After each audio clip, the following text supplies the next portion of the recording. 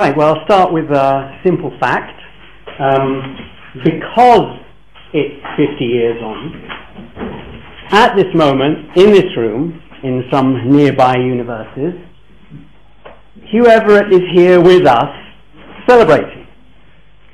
Perhaps he's there in that seat where Simon is. And therefore, in those universes, Simon is sitting somewhere else. Okay, a fact. Now, it's customary to say how astonishing a fact that is, but that we know of other universes and can reason about them and have evidence of their attributes. But actually, by this time, the only astonishing thing is that that's controversial.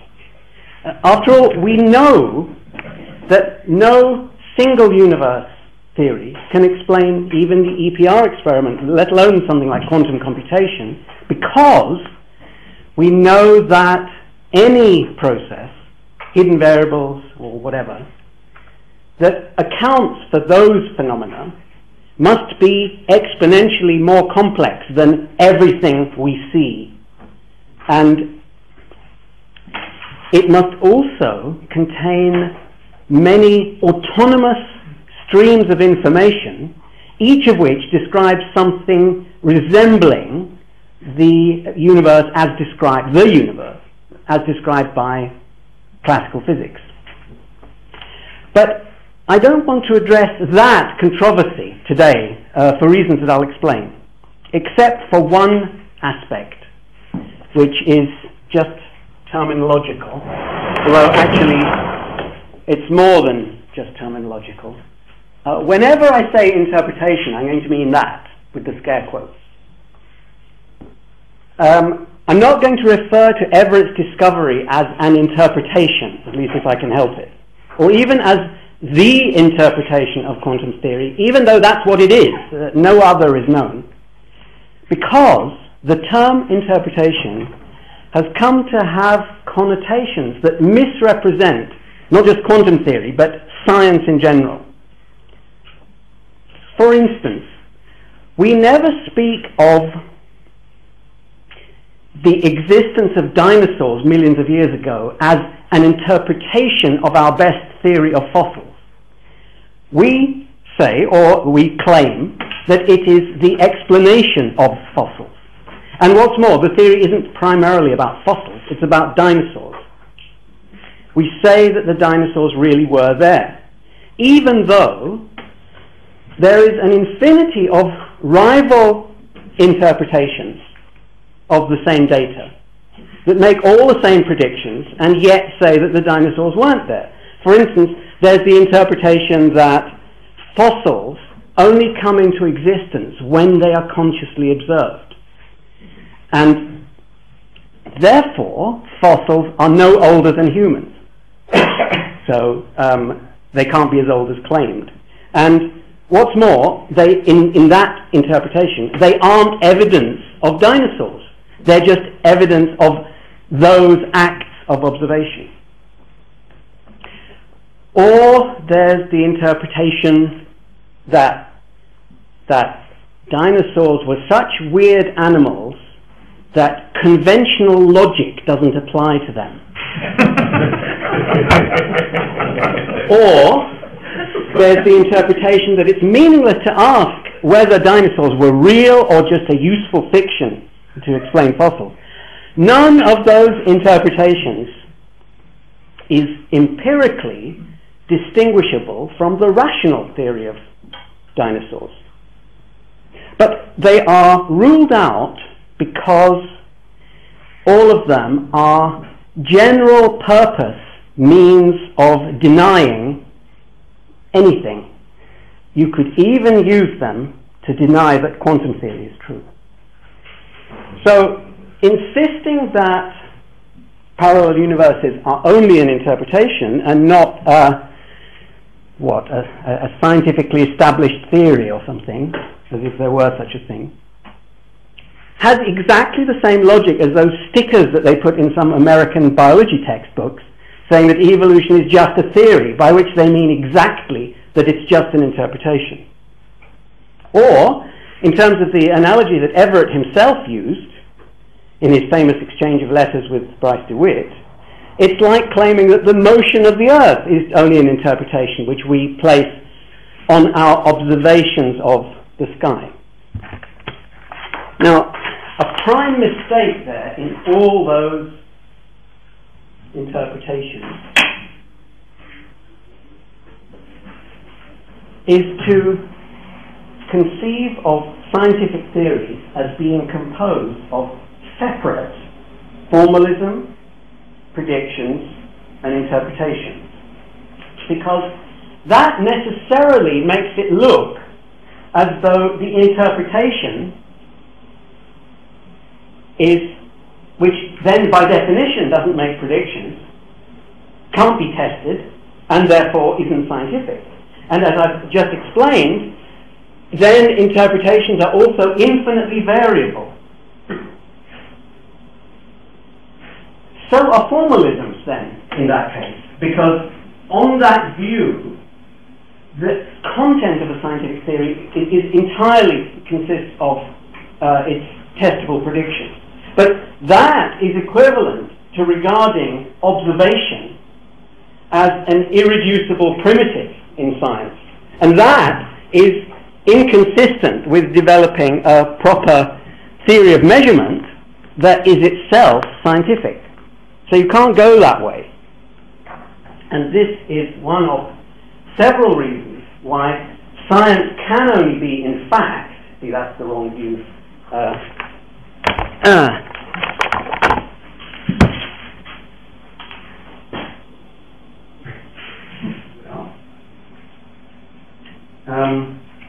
Science can only be explanation, asserting what is there in reality.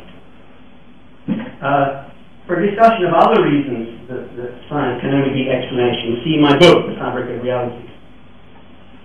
The only purpose of formalism, predictions, and interpretation is to express explanatory theories in such a way that they can be efficiently criticized. And the explanatory theories have to be about what is there in reality, not just about human perception. That is intolerably parochial of view. And in that regard, all the so-called interpretations of quantum theory are either versions of Everett's, sometimes in heavy disguise and with a heavy equivocation, like Bohm's theory, or they claim, in effect, that no explanation, in my sense, of quantum phenomena exists. That is to say, no objective reality which alone accounts for the observations on the one hand and obeys the equations, the formalism, on the other.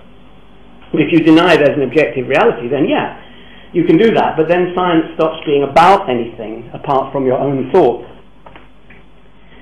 So the idea that science is about interpreting mathematical formalisms is horribly misleading, which is why I won't say Everett's interpretation, I'll say Everett's theory, which is quantum theory, and I'll use those terms more or less interchangeably. Okay, so much for the terminological issue. Now, if Everett were here today, which is another, that's another way of saying in the universes in which Everett is here today, what would he make of the progress that has been made with his theory since his discovery?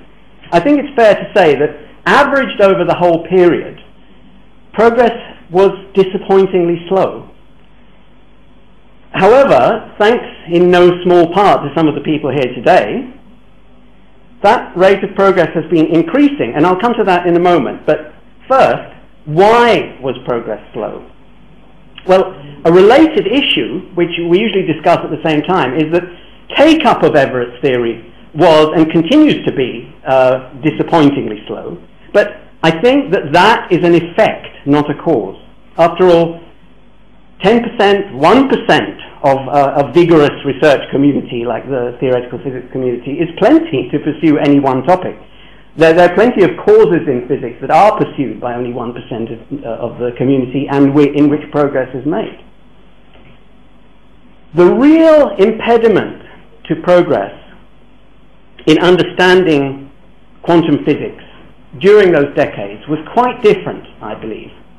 It was that, well, let me digress for a moment to a bit of historical speculation.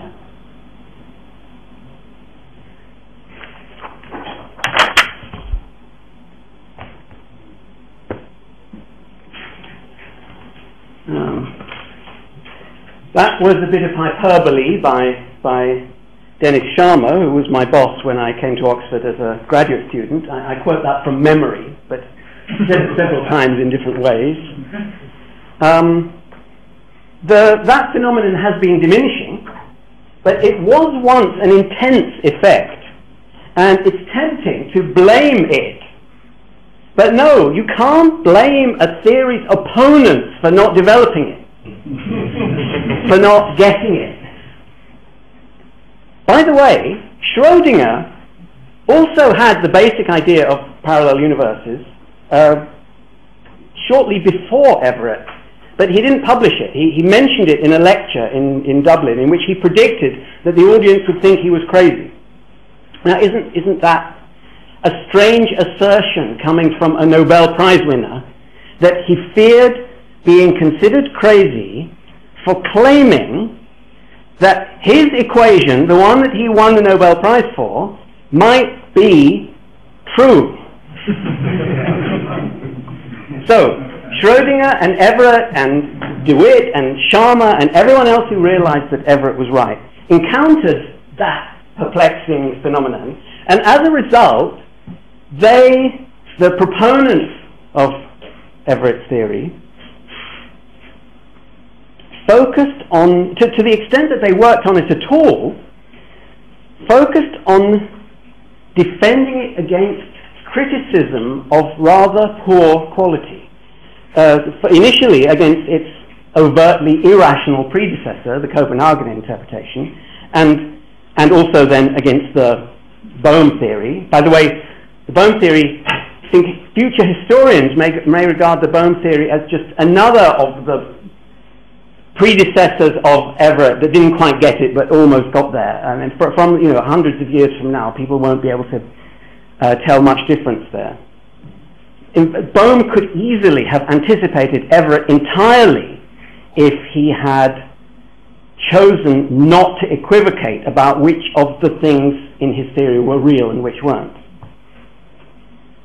And then later they were defending against the other disguises and denials of quantum theory that were proposed for the purpose of escaping from the plain physics of the theory. So we defended it, but that was no way to solve that problem. In fact, it's no way to solve any problem, because defending a theory against its predecessor is inherently backwards looking. Of course, some such defense is necessary, but a preoccupation with looking backwards to refute bad theories makes it hard to move forwards with the good one.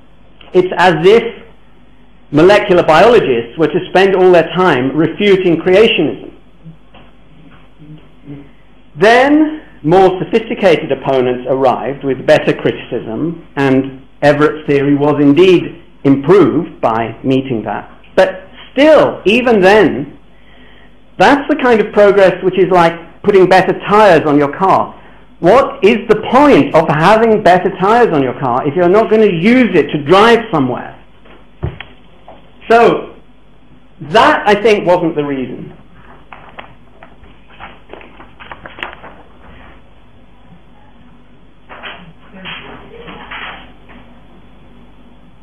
This was the reason. Looking backwards instead of forwards. That's my historical speculation. And that has palpably changed, but not yet enough. So today I want to advocate developing the sophisticated and far-reaching consequences of Everett's theory, rather than endlessly defending and redefending just the basic idea of it. Let's address the many perplexing problems to which quantum theory gives us access, each of which presumably promises new insights into reality. And in most cases, it's only Everett's theory that does that, because most of those problems are fatally obscured in other approaches by their vagueness and crudeness, and in many cases by their denial that there's anything real there to theorize about in the first place.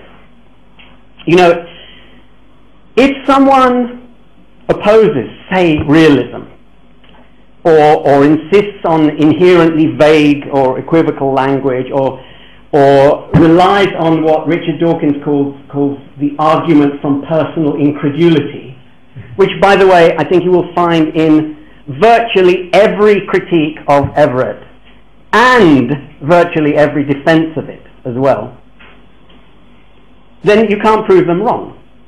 But what you can do with a bit of luck is make progress. And I think that most physicists and philosophers actually want to understand the world, no matter how loudly they may deny this. So it's going to be progress that's difficult or impossible to achieve in other approaches that will ultimately be the best and only possible effective defense of the rational quantum theory, just as progress in general is the only really effective defense of reason and of science in general. So I want to tell you what I think some of those unsolved problems are. They're all in one way or another about what is really out there in reality apart from universes, because the multiverse isn't just a collection of universes.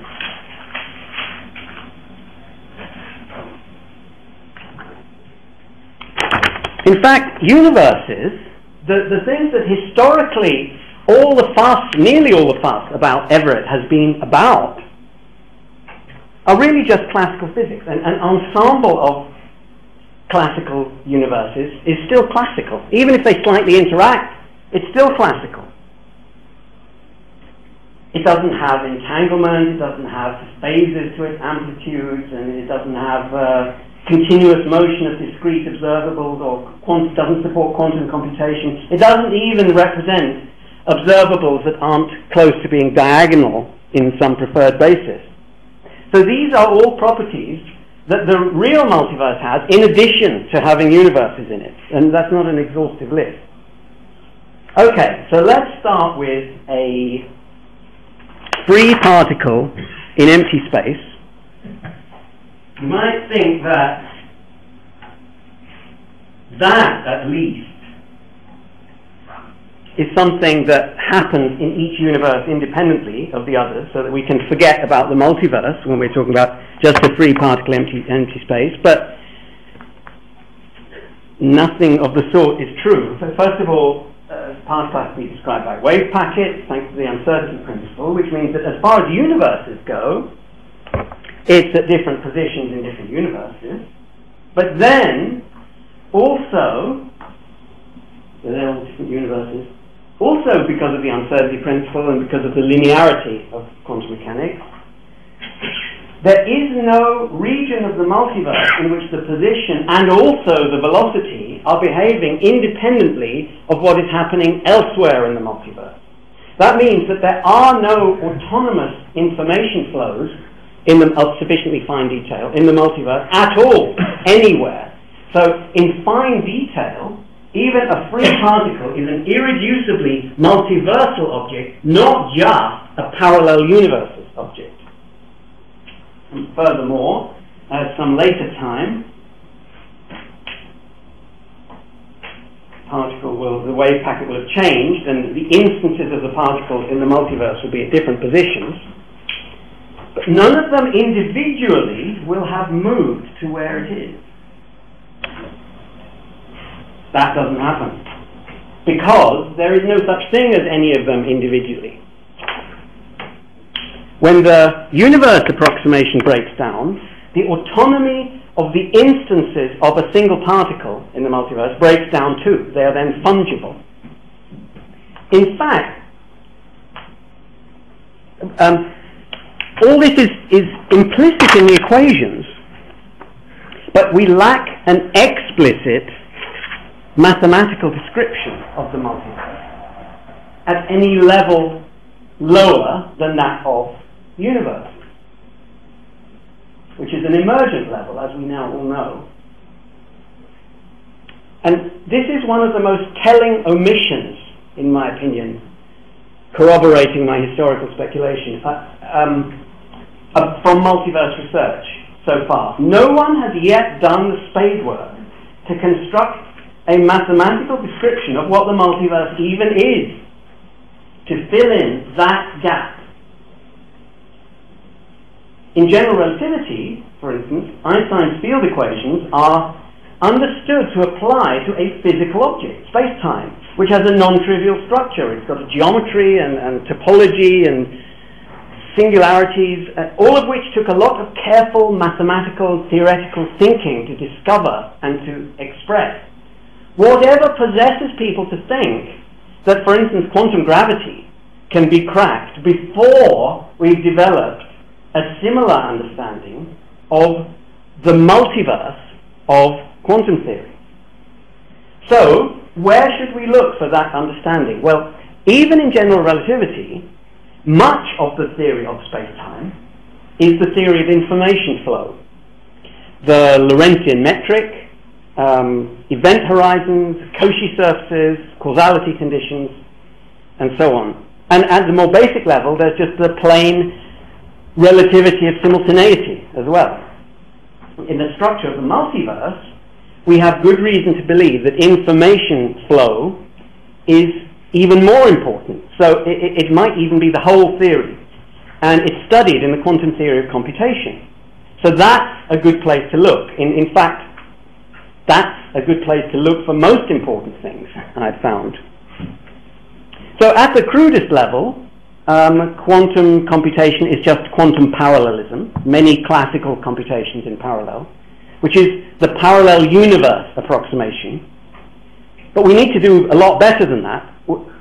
We know that the physical attributes of systems determine whether and how they can be used for information processing. To do Turing computations, you need discrete observables that can interact in various ways. You need stable information storage. The next step, say quantum cryptography, requires certain operations on qubits rather than bits, but only individual ones. To build general quantum gates, you need to be able to do more, and for universal quantum computation, you need to be able to do even more, such as error correction. And then it stops. Then we have something that is universal. So different kinds of information processing are possible in different kinds of multiverse region.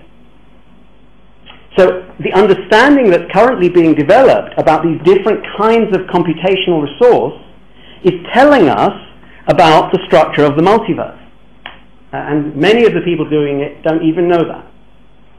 But the sophistication of these new results about computation contrasts very sharply with the woolly and archaic explanations that still accompany them. In quantum teleportation, for instance, we are still routinely told that information passes from A to B without passing through the space in between. Or that it travels backwards in time to the source of the entanglement and then forwards again to its destination. Or that it jumps instantaneously across the gap, whatever that means, and so on. Again, there's no substance accompanying any of those descriptions. No mathematical object that is even purported to represent those alleged weird processes of jumping and so on. Only their observed outcomes are described mathematically. Because, again, the quantum formalism is being used purely instrumentally together with the same old single universe apologetics. The only way of understanding what's really happening in quantum teleportation and in the newly discovered important processes of cluster or graph quantum computation is to apply Everett's theory. Patrick Hayden and I analyzed information flow in general in tangled systems using quantum theory of computation and showed that there's quantum information inside decoherent observables. Now, there's no way even to express that fact other than in Everett's theory, because it means that there is no classical level. Even physical variables, such as those in an observer's brain, which behave autonomously in each universe, also carry this hidden information that's not confined to universes and which can later participate in quantum computations. By the way, in that work we used the Heisenberg picture, which I don't have time to go into today, but suffice it to say that working in the Heisenberg picture is the key to eliminating 50% of all misconceptions in quantum theory, including ones about non-locality in things like quantum teleportation. Okay, now there's a related and even worse spanner in the works of elementary particle physics. I think I can turn this off a bit.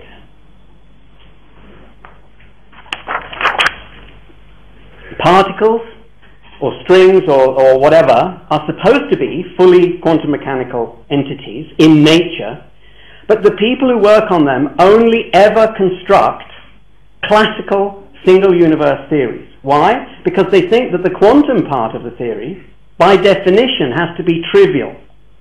It's assumed that in order to discover the true quantum mechanical equations of the world, you have to enact a certain ritual.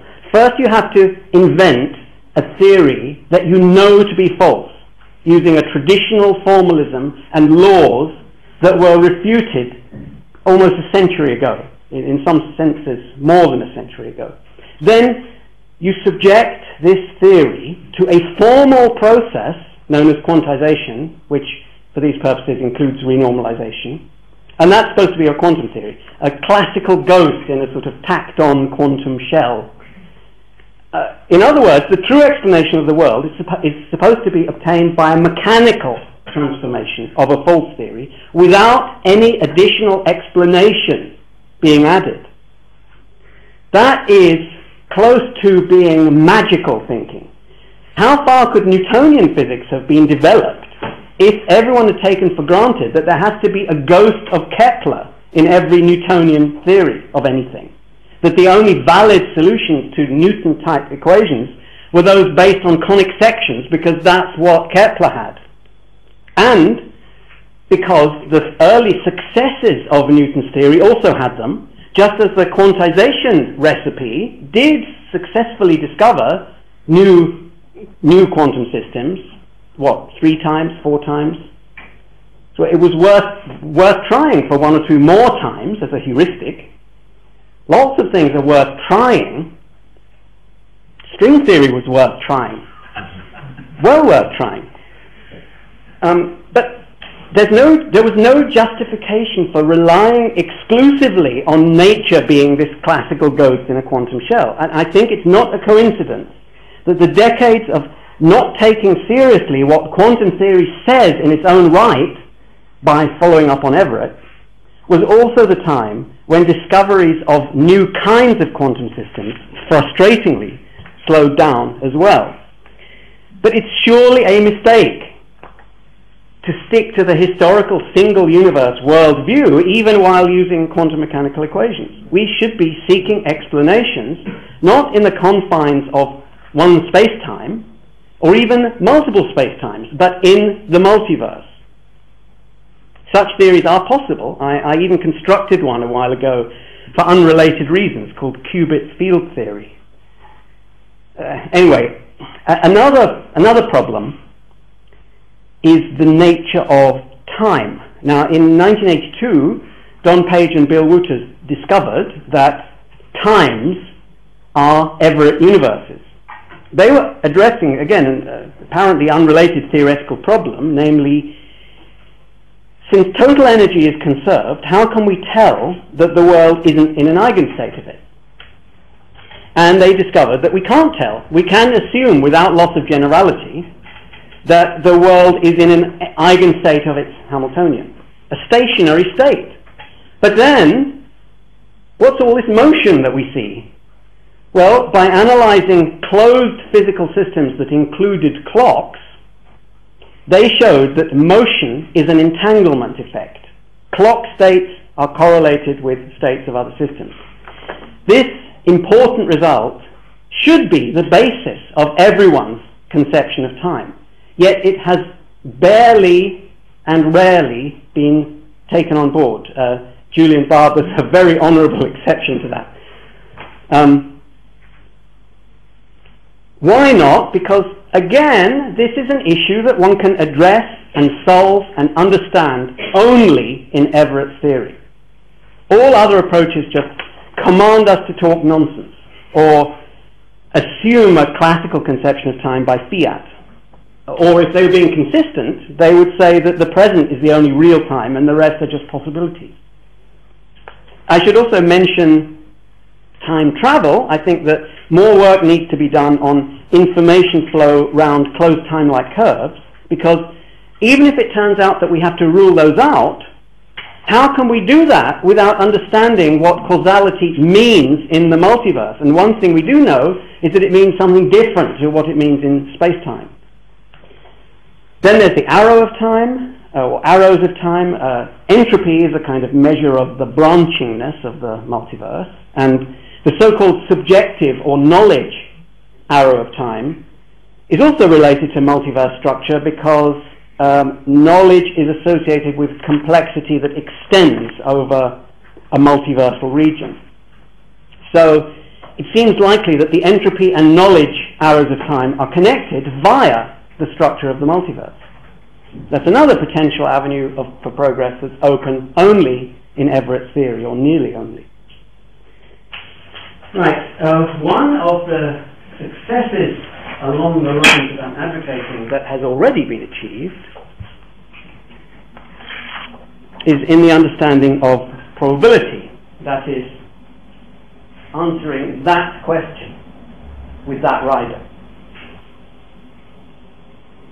Others at this conference have already discussed, and no doubt will discuss more, that work. But what I want to stress now is that Everett's theory provided the solution to a philosophical puzzle that people had worried about quite independently of quantum theory. It's a problem, it's a bit like deriving an ought from an is. It's deriving a tends to from a does. So like you try to explain what a probability statement means, like that heads will probably come up about half the time when you toss coins. What does that mean? Well, you find yourself reducing it just to other probability statements, like that if you bet on some other proportion than 50-50, you're likely to lose. But then what's likely? It seems that you can never reduce it to so-and-so will happen. And so people historically have been reduced to talking nonsense about this, like, for instance, the frequency or ensemble interpretations of probability. They say that something is probable if it would happen in the majority of cases if an experiment were repeated infinitely many times. But then it's not talking about reality, because the real experiments aren't performed infinitely many times, and even if they were, we want to know what to do on particular occasions. And in any case, the frequency interpretation, whether with an infinite number of instances or a finite number of instances, logically doesn't reproduce probabilities unless the instances are equally likely. So you get to a circular definition of likely. Or people have tried to say that probability is a measure of subjective belief. But then you have to explain why my subjective belief about a coin is a property of the coin rather than of me. And the answer has to be that it's not just any old belief, it's the belief that you should have if you're rational. But then why should a rational person have that subjective belief? Because if you adopt some other belief, you're likely to bet on the wrong things. But what does likely mean? So there's circularity again. And David Papineau once called this state of affairs at the foundations of probability theory a scandal. Well, as I said, I think it's been solved. Everett's theory, which is a completely deterministic theory of a multiverse without stochastic processes, determines what is rational behavior for observers who bifurcate in the multiverse. Consequently, anyone who sets out to deny Everett now has the embarrassing problem that the philosophy of probability is a scandal without it. I know that some people here disagree, but some people here agree, which goes to illustrate the merit of seeking progress instead of ever more devastating demolitions of what were always bad ideas in the first place. However, there do still exist some outstanding and promising problems in regard to probability, because there's more to probability than just decision-making when observers bifurcate.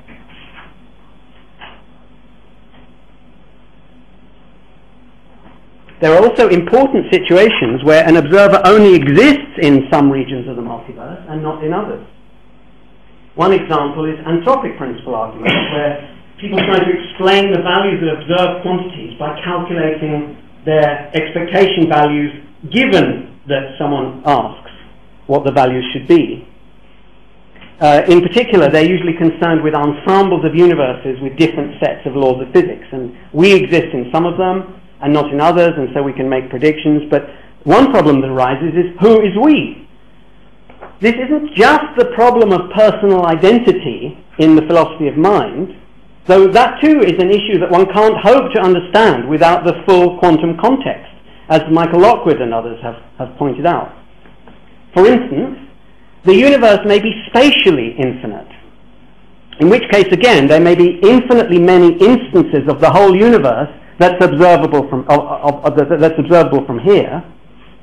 And if we identify all identical instances of ourselves as being the same person, which surely we have to do if we're physicalists, then should we not also be identifying identical observable universes across space as being the same universe? But in that case, space would really be finite after all, even in the cosmologies where space is infinite in the classical general relativity approximation. Okay, then there's the so-called quantum suicide argument, to the effect that if you want to win the lottery, all you have to do is buy yourself a ticket and set up a machine that will kill you automatically in your sleep if you lose, and then in the universes in which you do wake up, in which you exist to make the observation at all, you're bound to be a winner. And then there are various types of what's called a simulation argument, for instance by Nick Bostrom, such as that in the distant future the whole universe as we know it is going to be simulated in computers many times, and therefore the overwhelming majority of instances of whatever we have observed will be observed in those simulations, and therefore we probably are in one of them, so the argument goes. Now, at present, little, if any, progress can be made in any of those controversies. Ingenious arguments have been devised for all of them, but at present they all ultimately reduce to hand-waving, because at the root of all of them there is some assumption about probability, and all of them are guilty of using the frequency interpretation or the subjective belief interpretation, or both. And they are therefore all in a state of sin at present. What is needed is to express any such argument in the framework of a theory of a multiverse. Sometimes it has to be a bigger multiverse than the multiverse of Everett. And then one has to derive the premises of one's argument from laws of physics, purported laws of physics, as Everett did. One has to determine then, as was done with the Everett multiverse, whether that theory forces a unique meaning on the numbers that those arguments want to regard as probabilities. A unique meaning such that those numbers can be used to make predictions and place rational bets and make Bayesian arguments about inference, about the state of the universe and so on. And all the other universes of probability. And if it doesn't force that, then no progress can be made with it, and the argument in question isn't really valid, isn't really scientific. My guess is that when that's done, we'll find that the quantum suicide argument and most versions of the simulation argument are actually invalid, and the anthropic principle arguments, I suspect, are actually right as far as they go, but insufficient in themselves to explain anything. But that's my opinion. It's just hand-waving. Hand-waving, as I said, can't resolve those issues. Only future development in multiverse theory can. Okay, so here's a quick summary of the open problems that I've mentioned. Really just look at the length and diversity of that rather than the content. Everett's theory is pretty far-reaching. That's the point I'm trying to make. And this is just the tip of the iceberg, I'm sure, because quantum theory is deeper, much deeper, than all the other theories in physics that are considered to be fundamental.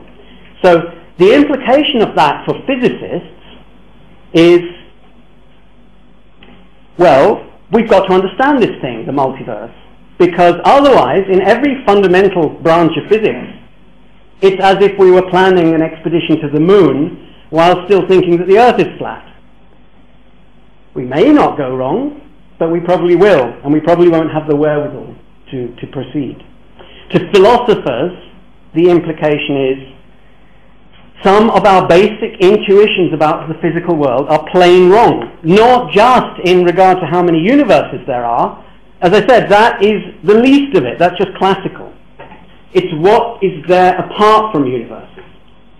And hence, since philosophy is about understanding things like probability and time and the nature of existence and non-existence and the self and causation and laws of nature and the relationship of mathematics to physical reality, for all of those, for any of those, you've got to understand the multiverse first. Learn to think in terms of it, build on that understanding, leave behind the older misconceptions and the older conceptions of the multiverse, and apply that to learning about everything else and discover its successor. As I said, there are people here already doing those things, but to the rest of you and to the physics and philosophy communities at large, don't let it be another 50 years before you too become serious about building on Everett's theory. Thanks.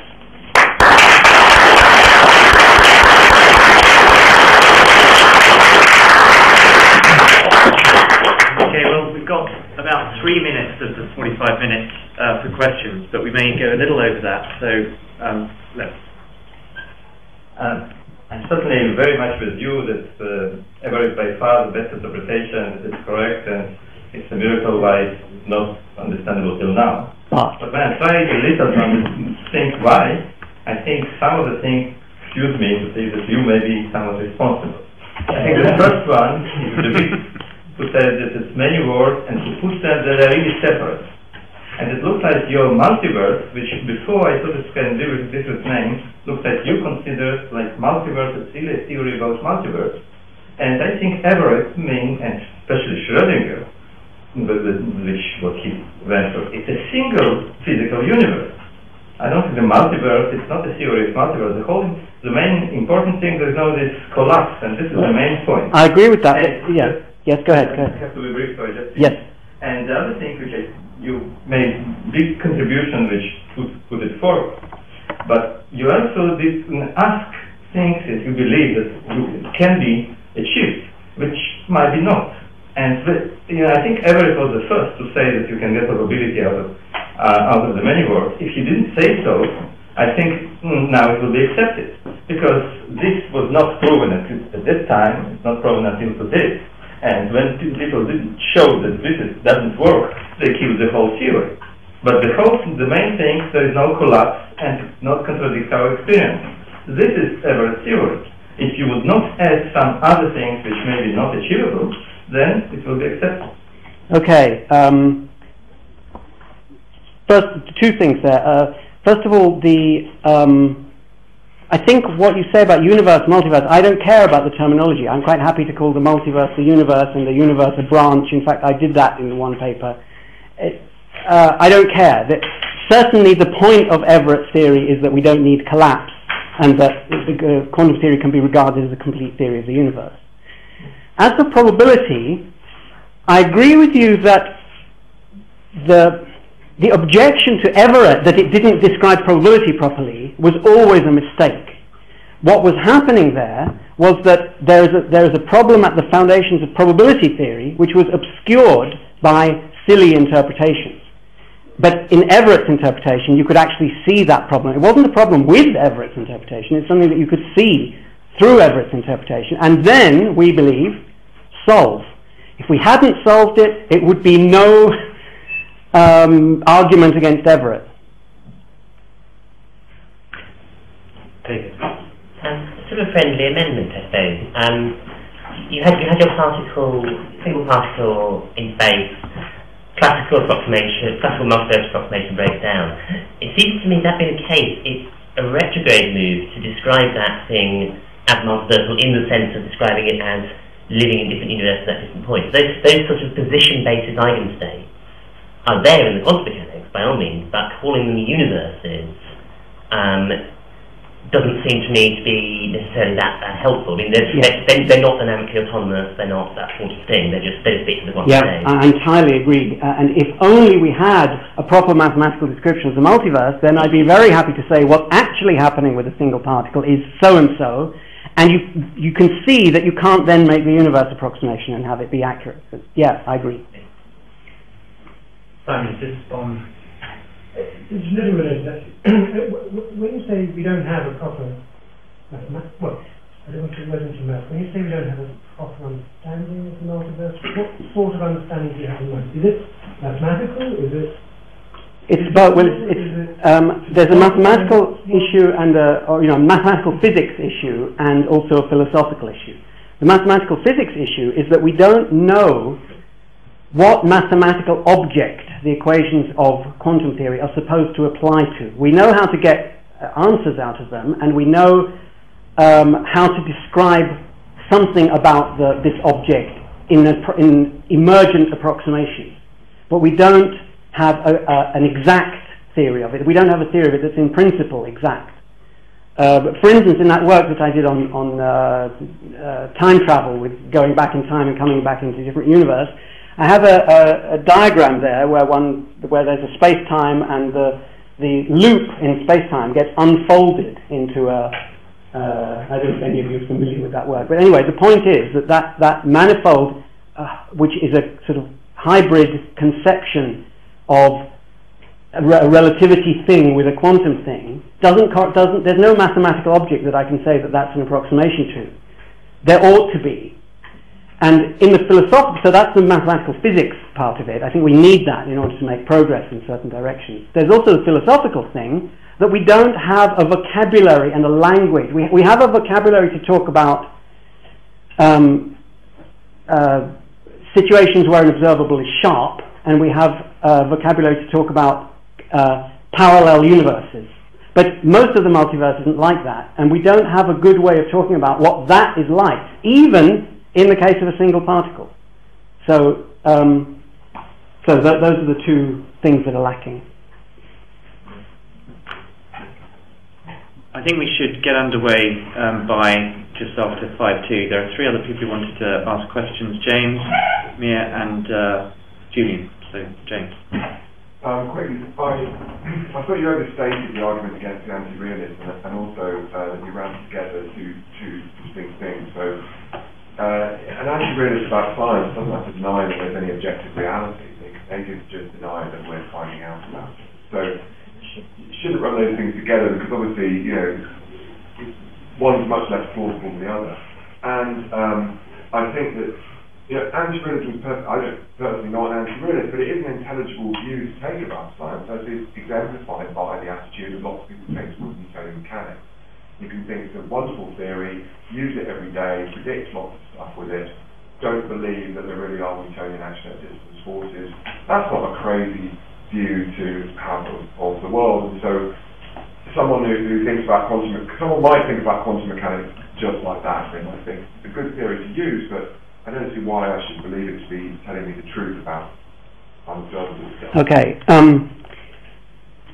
First of all, I'm glad you're not an anti-realist, because it's very hard to argue with someone who denies that they exist.